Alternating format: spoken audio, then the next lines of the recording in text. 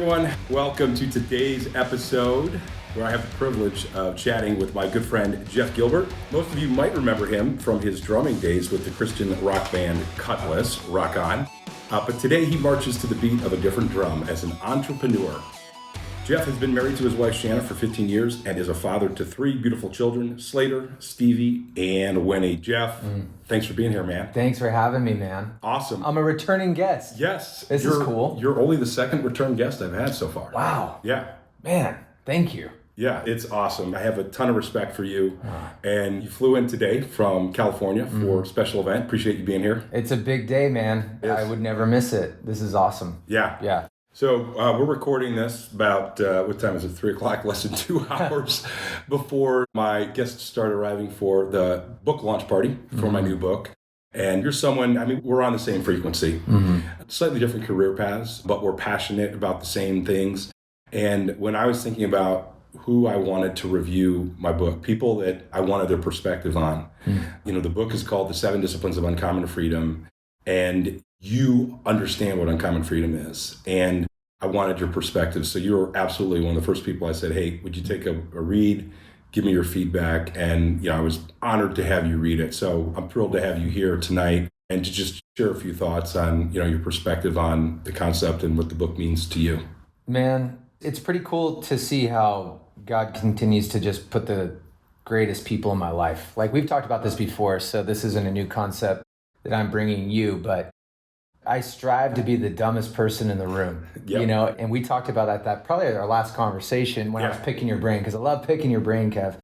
And that was my career a long time ago, playing music. And I maybe even referred to this a little bit last time we recorded an episode, but now been out of my band longer than I was in it. And I've been on this journey of going, there's other things that I want to do, but I grew up believing that I wasn't supposed to do that.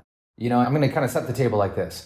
I grew up in an amazing home, super supportive parents that were like, if we see a gift in you and we want to, show you that, affirm you in that, and give you whatever you need to like grow in it and to love it. And music was that, that's what they saw in me early on in my life.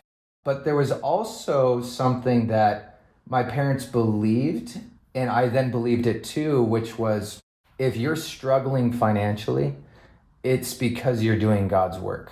And the more I've kind of unpacked that idea from my family of origin to who I am now, when I decided I'm going to go literally Google how to start a business 11 years ago, because I didn't know how to start a business. I just knew, I guess I'm entrepreneurial because people are telling me I am, because I got all these ideas, and that apparently is a way that you can make a living. And so my parents supported it because they support me, but they didn't understand. They didn't really get it. And so it's just been this long journey of me being able to kind of like lose that skin of my family of origin and realize, no, this is who I am as a 40-year-old man now, is a guy that loves to champion other people. That is who I am, is I care deeply, empathetically about other people and the direction they're going in their life. And if there's a way that I can support that or make their life just a little bit better, I'm all in for that. And if it's not, no hard feelings, it's okay.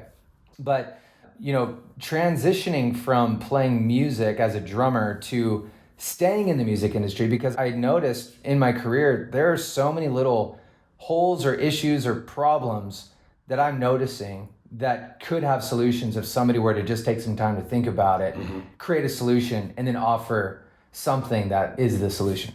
And that's where I'm at now. But ultimately, what your book did for me was, I've read a lot of books that my friends have written. Again, I like to be the dumbest person in the room, so I hang out with a lot of people who have written books. And a lot of them are great, but they're not necessarily the kind of book that really resonates with me. It's kind of like if you're friends with a guy in a band, you're not necessarily a fan of the band, like a genuine fan, but you love supporting them. You love going to the show and hanging out and that deal.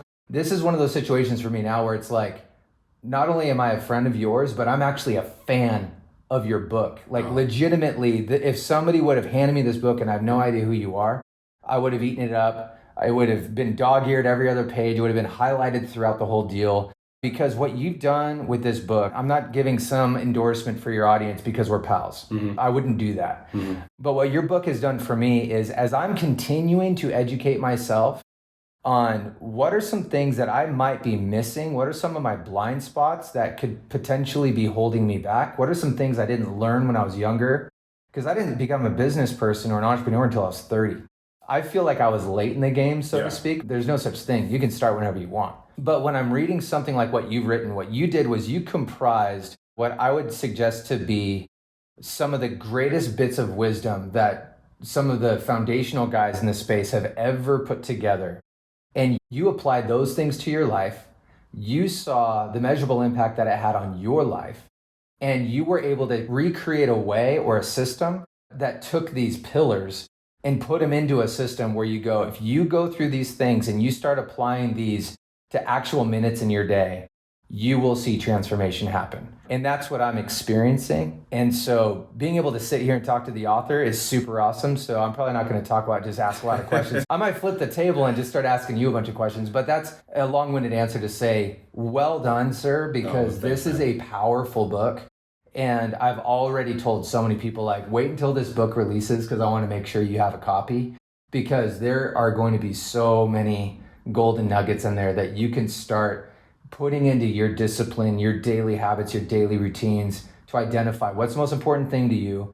What are you doing that could potentially be holding you back, and break those bad habits and start making these new good habits. And I can't wait just to see down the road what the measurable impact is going to be on this thing, what the reviews are going to be, not just after reading the book once and getting it in your head, but once people get into their DNA and start recognizing, like, whoa, my marriage is starting to thrive. Whoa, my time with my kids is really rich and it's really meaningful. Whoa, I'm starting to build like stronger, bigger, better, what I've been trying to build. Whoa, I'm having breakthroughs, you know? So anyway, that's a longer version of my endorsement, but that's just me speaking from my heart. Like, this is good stuff, and I don't have time to like try to find okay stuff. I only have time to find the best stuff. Yeah. And I would put this on the best stuff shelf. Well, I'm humbled and honored. That's not what I had you on the podcast, is to give me a verbal endorsement. But, man.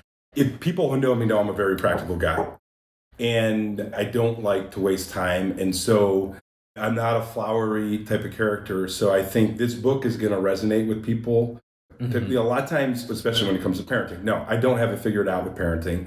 I am also looking for that book that says, this is the perfect, 1, 2, 3 ABC step to being a great parent. Right. I don't think that exists. But what I tried to do was really look at, okay, what are the key areas of life? What are the spokes on the wheel of life? Mm-hmm. And what are the essentials to thrive in those areas? Yeah. So I want to rewind the clock, because I can't remember the first time that we did a podcast, we really went into that. I want to talk about how we connected. Because one of the things we talk about in this book is associations. We talk about upgrading your circle. And it's just amazing how when you start to spend time, associate with really good people, they connect you to other really good people. John Maxwell, he says, this is one of the questions he asks every person he meets is, who do you know that I should know? So anyone who knows John Maxwell, one of his favorite heroes was John Wooden, the basketball coach. Mm-hmm. And he got to spend a lot of time with him because he asked someone he knew, who do you know that I should know? And he's like, John Wooden, I'm going to connect you to him. And like within a month, John Maxwell was having lunch with John Wooden, and it led to a long-term mentoring relationship. And so it was December of 2017, I think, when it was the end of the year. Becca and I set aside money for giving. We set it aside into a bank account, and we have some regular commitments that we make. Mm-hmm. And then when we have leftovers, it's kind of fun at the end of the year to go on a giving spree. I posted something on Facebook this morning. It's like, anyone who thinks that money can't buy happiness hasn't given enough money away. And I was like, holy smokes, that is so good, because I will tell you, it is so much fun to call up a ministry that's hurting or desperate for something and be used by God to answer their prayers. But I posted on Facebook, like, we're looking for a pregnancy resource center to give an ultrasound to. And our mutual friend Tracy was like, my buddy Jeff Gilbert works for Save the Storks, or you were even working for them. What was your role? Yeah, I was consulting for them. Okay. Yeah. Got it. So she's like, got to contact him. But I think I posted it was like December 29th, December 30th. We didn't know each other. So, and then I ended up connecting with Elisa Medina, who you now know. She'll be here tonight. Awesome. And it's crazy how the three of us, the spider web is weaved on that. But you and I had a conversation. It was a couple weeks into January. I remembered I was in a hotel, actually in LA. I was at a personal development conference, and we finally connected. And you just shared with me what Save the Storks was about. And I just remember like instantly connecting with you and just kind of loving your vibe and what you stood for. Man, that's cool. I don't know if I knew all of that part of your side of when we met. That's cool. Love Tracy to death. Tracy and Russ, big shout out to you guys. Great people. Totally great people. And very generous with connecting you. Mm-hmm. Like she is a hardcore, like you need to know them and you guys got to just go figure it out. You know? Sometimes connections are like currency for people. And I understand that, but at the same time, it's interesting too about Maxwell, how he goes, who do I need to know? Yeah. That's pretty powerful, pretty ballsy, to be honest with you. That's awesome. Yeah. The short of the long story would be that I connected with Joe Baker from Save the Storks through a buddy of mine named Bob Lenz. And, we work together. He's a global speaker. He runs a festival in Wisconsin called Life Fest. And it's just a big music concert in the summertime. And my old band Kutless would play that often. And Bob became a dear friend of mine. And he goes, Jeff, I know a guy that's starting this pro-life thing, but it's different. It's way different. And I think you guys need to know each other. I'm like, great. I want to meet him. I was very passionate about life, but I never got really in the ring in the whole, pro-life, pro-choice argument, discussion, politics. I was just kind of like, leave me out of that. But if there's ever anything I can do for a family or somebody in need in that space, I care deeply about making sure that person is cared for. Yeah. So I meet with Joe and he's like, we want to build an artist program for Save the Storks where we can partner with tours and with artists and do what Compassion International does or World Vision does. And I'm like, you mean to tell me that you want to partner with artists and expect artists to have like a 15-minute talk on abortion at their concert when audiences they're not there for a fundraiser, they're not there for a gala. Right. Sometimes it's even hard for audiences to understand like, oh, we're going into sponsoring children right now. We're just here to take in some music and have some fun. And I'm like, so you want to do that? And he goes, Jeff, the way we talk about it is unlike anything you ever heard before. And so I asked him to explain to me, like, how do you talk about it? He goes, we're rebranding the pro-life movement in order for people to really see and understand that when you show up with all of the services and all of the solutions that most women are facing where they go, well, I don't have, a list of 5 to 10 things in order to be able to carry this child and to deliver this child and raise this child. And Save the Storks basically looked at all of those issues and said, we could fill in the gaps there and walk with her, empower her, show her that she's not alone, because we could go on and on, Kev, like about the statistics of why somebody would feel like abortion is their only choice.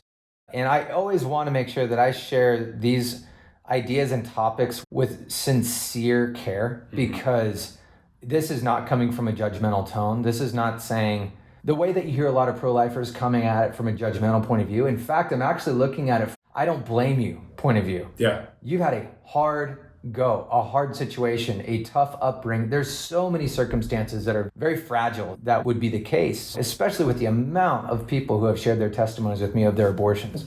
So I was thinking about it. I'm like, actually, you know what, Joe? So when you're showing me these solutions, you got one mobile medical unit up in New Jersey. What are the stats on that deal? Like, how does that work? And he goes, well, we partnered with an amazing pro-life pregnancy center. We parked this mobile literally on the curb in front of the abortion clinic on a street parking spot that we were just feeding the meter all day. And the first year of going mobile with that pregnancy center, 364 women boarded that mobile medical unit called a stork bus. Yep.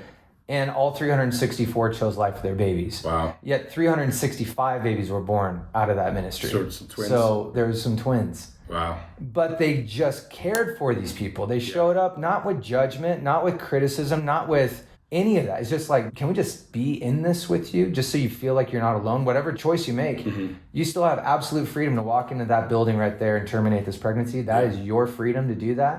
But if we can just walk with you and show you that you're not alone, just simply being there for somebody in a non-manipulative way, just going, you matter, you are valued, this child matters, this child is valued, and we want to walk with you through all the circumstances of what you're going through. So when I'm hearing all this, I'm like, dude, we can totally do this. A couple years later, they had started out, I believe, in well under $1 million annually as a cause when I met Joe. And I'd worked, with compassion for years and years in my band. I became an artist representative with some other causes that do the same type of fundraising through child sponsorship with tours. So I was very involved in a lot of how that operation works. There's a lot of nuance that goes into it, from CRMs to emails to communication to, all the way down to packet design and making sure that the kid that's on that brochure is actually the kid that you're sponsoring. There's a lot of logistics that goes into that. So I was learning a lot. And Save the Storks didn't have any of that. I'm like, okay, well, I can consult for you guys because I can basically tell you, like, you need source coding, CRMs, like so much that goes into it. So it took us about 3 or 4 years to really get that straight. And that's when I met Kirk Cameron. And that's around the time I met you. Mm-hmm. And yeah, I was just passionately stoked on what was going on there. So when I met you, Tracy was like, you just need to know my friend Kevin. You guys would totally hit it off. Yeah. She didn't tell me that you had some, benevolent play money or anything like that. I'm just stoked that somebody heard about us and is curious about what's going on. I mean, I think it was at the end of that call you said, yeah, all right, we want to fund a bus. Yeah.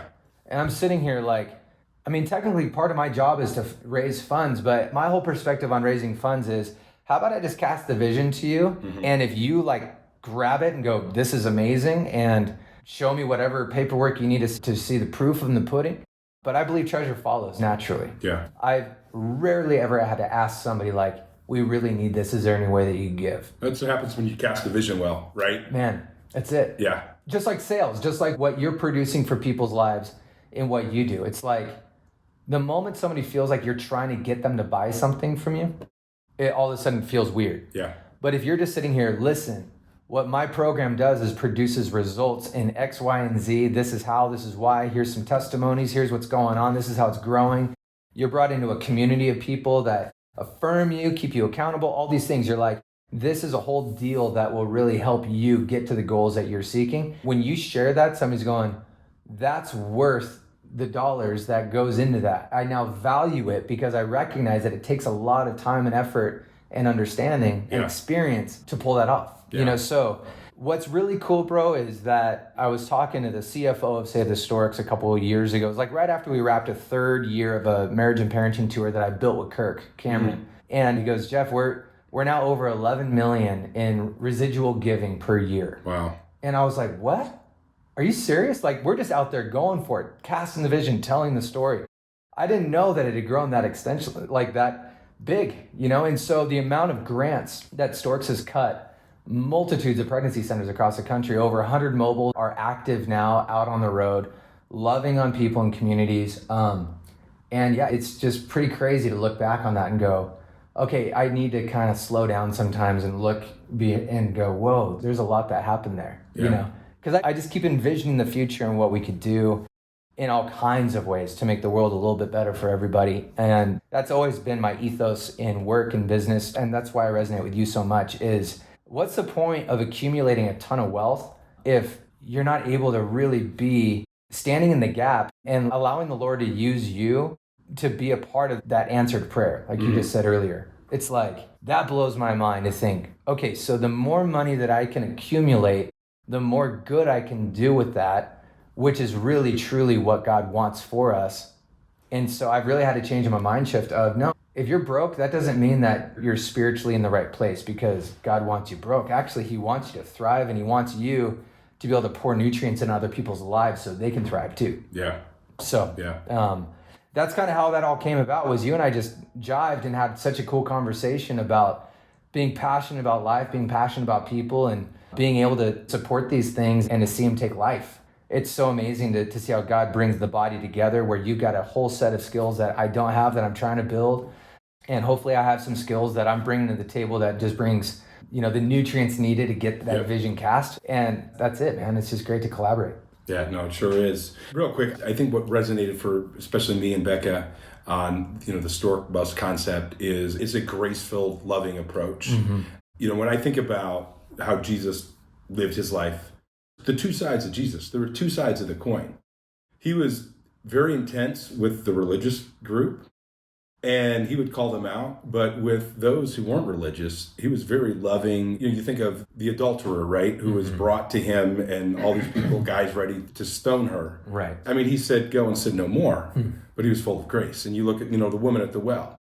he's a guy talking to a woman who is a Samaritan. They didn't even talk to each other, much less a guy talking to a woman. And once again, instead of saying, you're married, divorced 5 times and blah, blah, blah, he's just, very loving and grace-filled. And I feel like that's what I loved about the Stork Bus concept. Not to mention, it's taking the need to the people instead of, requiring the people to come to them. So we're not here to talk about Stork Buses. I love them. We're passionate. Yeah. But it's cool how just the Lord used that connection. And, we'll have to do another one someday just about how God connected the dots to, the Pregnancy Resource Center that we're passionate about. Tucson, how you and Elisa connected without knowing that I was the mutual connection, and then connecting the dots in that. So that's awesome. Yeah, that conversation took probably maybe a half hour until we realized we were talking about the same person. Yeah. So she was talking about her friend. She's just like, this guy's awesome, such a supporter. I'm like, I got a guy like that too. And that was actually at one of Kirk's events where they were there, and I was so pumped that they were there. And come to find out, we were both talking about Kev. Well, Kev and Beck, and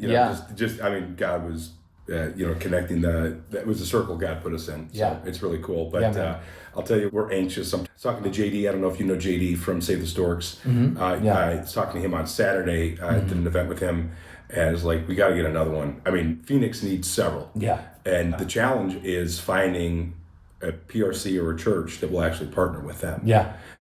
So if you're listening and you're part of a pregnancy resource center in Phoenix or a church, sadly, a lot of them won't partner because they're afraid of the political image that creates. And folks, Stork Bus is about serving women and protecting babies. Yeah. It's sad that becomes a political thing, but it's really just about loving people. So, hey friends, here's a quick reminder that if you're finding value in this show, would you do us a favor and subscribe, share with someone you think would benefit, and give us a 5-star rating. We make nothing from this show and invest a lot of time and money producing it. All we ask is that you help us get our message to more people. Anyways, moving on. You've been married for 15 years. Yeah. What would you say are some of the keys to your successful 15-year marriage? Oh man, keys. I'd say out the gates. So I just turned 40 in August. By the way, like the 40s have been my by far favorite decade. So I'm like, I feel people like are always like, oh, I'm 40. Yeah. Like unbelievably the best decade in my life, and I'm only 6 years in. So. I love hearing that. Like, you're not the first one to have said that. So my wife's 3 years older than me, so she's had her foot in the 40s for a couple years now, and she's like, finally. Like, my husband's not still in his 30s. And I think I'm probably the youngest out of our crew of friends, so everybody's like, welcome on in, buddy. The water's warm. The water's good. Just turned 40, and those milestone birthdays, at least for me, I will naturally go through a time of reflection. What was it about my 30s that I would say could be, cooked down to one theme? And it's God's faithfulness. And faithfulness was a theme from I left my old career that I identified with. Like, I felt like that was who I was. And so I've really been through a long process of who am I. But faithfulness, I'd say, is probably one of the biggest keys that has made my marriage thrive. My wife's faithfulness to the Lord, my wife's faithfulness to me, my faithfulness to the Lord, my faithfulness to her. There's nothing that is off the table as far as what we need to talk about. There's not a single hidden thing anywhere when we need to talk about the easy stuff, the hard stuff, the scary stuff, the vulnerable stuff, the shameful stuff. It's all there. And I'll tell you, dude, I would say that anybody who would say, how do I put this? All my thoughts are coming together at once. I'm literally thinking out loud right now, but I would say that you got me on the spot in a way, because it's like, this is so important to me. Like, marriage is one of the most important components, I believe, in the fabric of who we are. Yeah. And even as a country, all the way down to the life conversation. It's like, man, it really goes down to when you make a vow to a person, that's deeper and bigger than a contract. And that's why marriage is so key. Your spouse will let you down no matter what. You will let your spouse down no matter what. But it's really about how you navigate those feelings of tension, those feelings of letdown, those feelings of hurt, and how you create forgiveness at the core of it, how you create faithfulness at the core of it, how you look at your spouse when they're really not producing what you wish they would in the marriage, and you go, this is a season they're going through, so I'm going to walk with them even through this hard thing where we feel really disconnected. Does that make sense, Kev? You know what I'm saying? Absolutely. Because a lot of people will share with Shannon and I, because we are sincerely my best friend. And I stole a expression from Kirk that if Shannon ever left me, I'm going with her. You know, like if you ever leave me, I'm going with you. Yep. You know, that's how I feel, and that's how she feels about me too. And people will look at us sometimes, especially people that are going through a struggle in their marriage, and be like, well, not everybody can have a marriage like yours. Yeah. And it's like, dude, it takes work. It takes a crazy amount of work and sacrifice. Yeah. You know, because there's times in my life where if I've got vision for how to continue to grow in my work and it takes more out of me, I then give less time and quality time to my wife or my kids. It's a very short window when resentment starts to sit in. Yeah. You know what I mean? And I go, but I'm trying to work for you. Right. I'm trying to build this thing so I can give you the life that you want. And she's like, but the life I want is being with you. With you. Not your leftovers and your crumbs. Yeah. And I have to sit in that and go, all right, so I have to now make this, you know, agreement with myself that my family really truly goes first. Even if I'm looking at opportunities passing me by, that deal that could have turned into a multi-million-dollar deal down the road, if that's gone because I invested in my family instead, so be it, you know? And it's really easy to get distracted with caring more about X, Y, and Z and saying you care about your family, care about your marriage. And I'm preaching to myself right now because I always need these reminders. It's like marriage is crucial for the foundation of your home. And the way you broke it down in your book too, bro, you did a great job, because if you want your family to thrive, then make your marriage so primary. You know, invest in that thing, you know? Yeah. Because your kids are going to thrive naturally when you are really, truly investing in each other and getting through the hard stuff. If you're stuck at a standstill on things that are driving you nuts, find and pray for, ask around for a great therapist, a counselor. Counseling has revolutionized the way my wife and I think and talk and navigate stuff.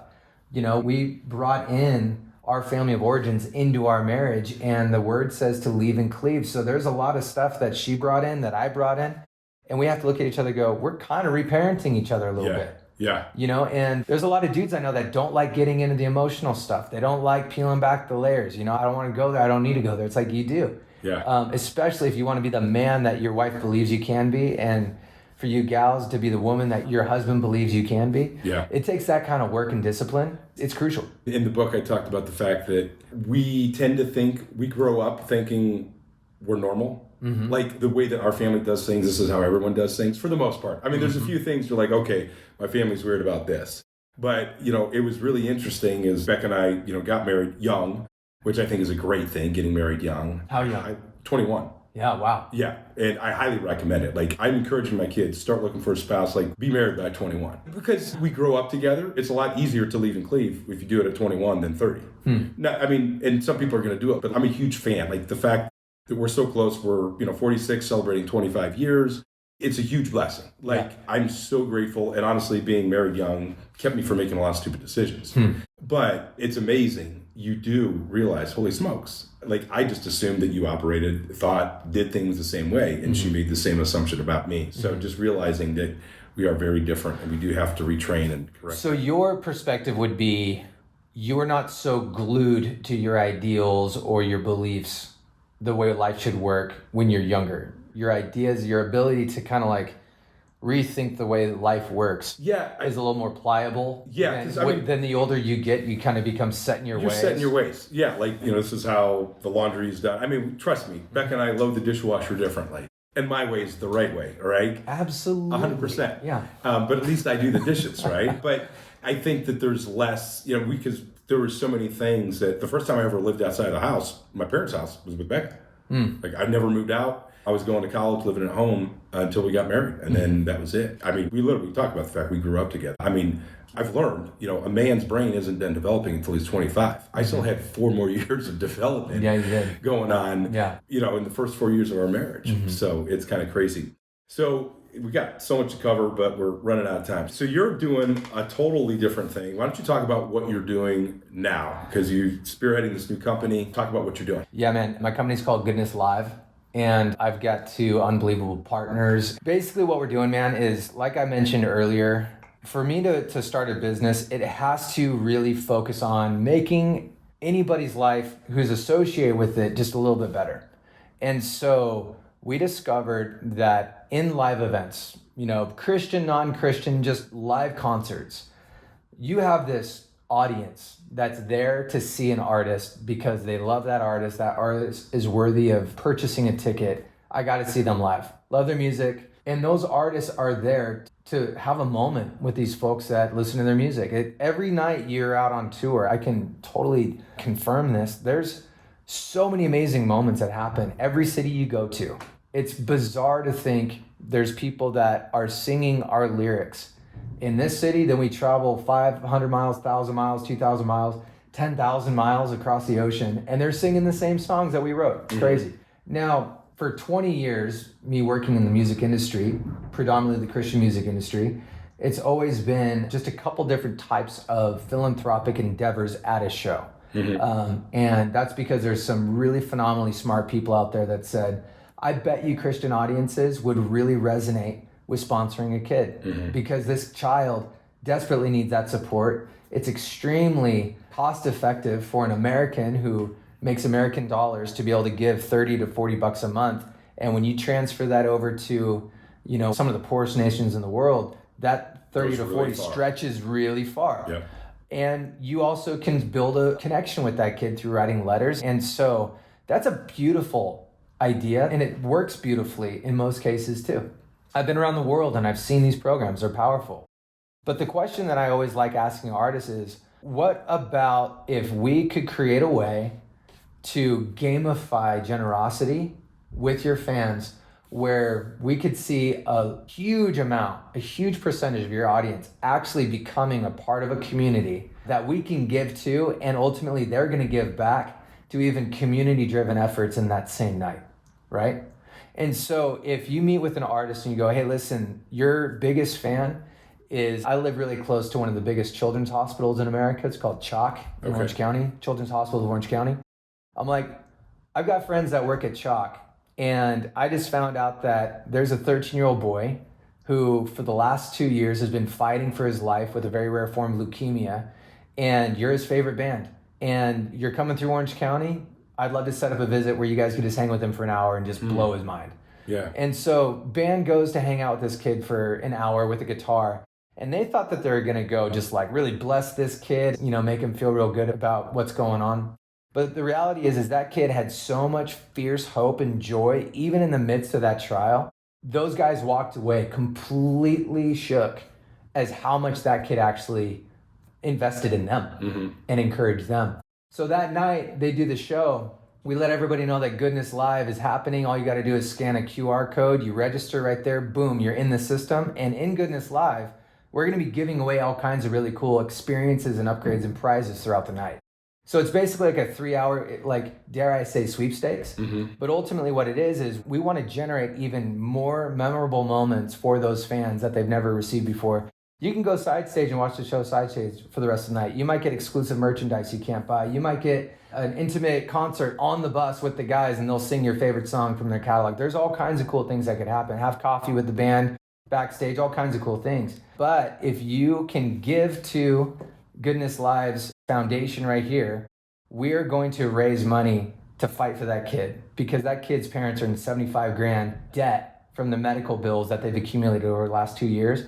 And we actually want to wipe that out tonight. So if you give to the Goodness Live Foundation, that is going to multiply your entries to be able to win one of these cool things. And all that money is going to go to that family. And we're going to tell you how much we raise at the end of the night. Wow. And so we launched this in July of 23. We've been literally working under the radar for over a year on this. We've invested a crazy amount of capital in it. And by the grace of God, we haven't had to raise a single penny to do it. He's just provided it. Through the other work that we do, we've just accumulated this and we just invested in it. We've got some incredible tech partners too that have really come on board in a strong way. I mean, Kev, we got nights where 70% of the audience is registering with Goodness Live. Wow. That's unheard of. If you're looking at this... Let's put that in perspective. Yeah. If you passed the plate in a church and got 70% participation, right, that would probably blow the pastor's mind. Totally. Right? Totally. That doesn't happen. Yeah. Wow. Absolutely. So there's a lot of different companies, especially if you have your entrepreneurial hat on right now, you're probably thinking these guys are brilliant. They're putting together a data collection business. That's a component we're saying is this is what you and I both know. There's probably 200 businesses that have all my data.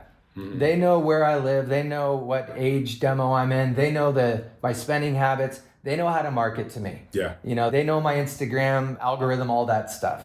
But what if you got into a community who can now keep you up to speed with what all these other pockets of communities are up to and the good that you guys are doing together with this one artist and this one tour?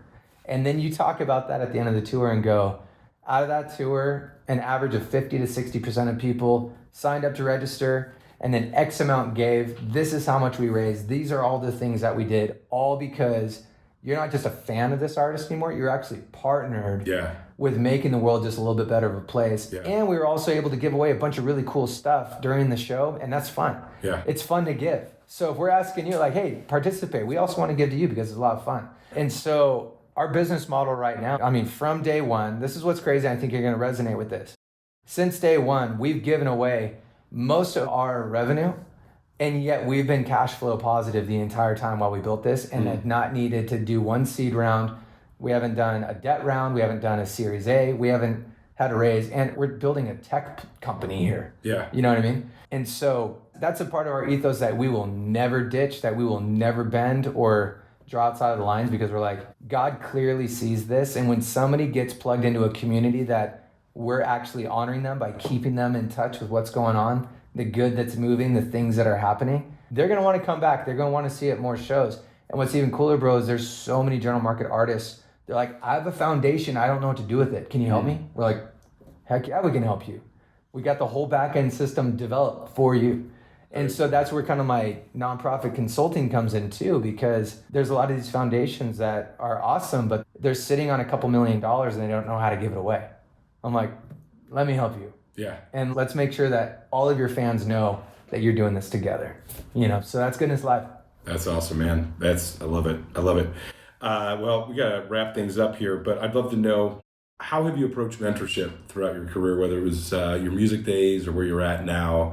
How do you seek it out? What does mentorship look like for you? Yeah, that's something that came a little later. I don't sit in my regrets, or at least I try not to, but I regret not latching on to more mentors and seeking out mentors earlier on in my life. Mm-hmm. And so it started probably close to 10 years ago when I first started going to my church. The first Sunday we went to, it's a small church in Orange County called Grace Fellowship Church.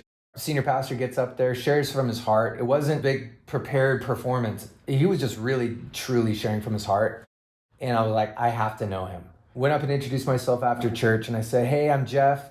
And first Sunday here, he goes, oh, cool. We chat for like 2 minutes, and he goes, hey, you want to get lunch?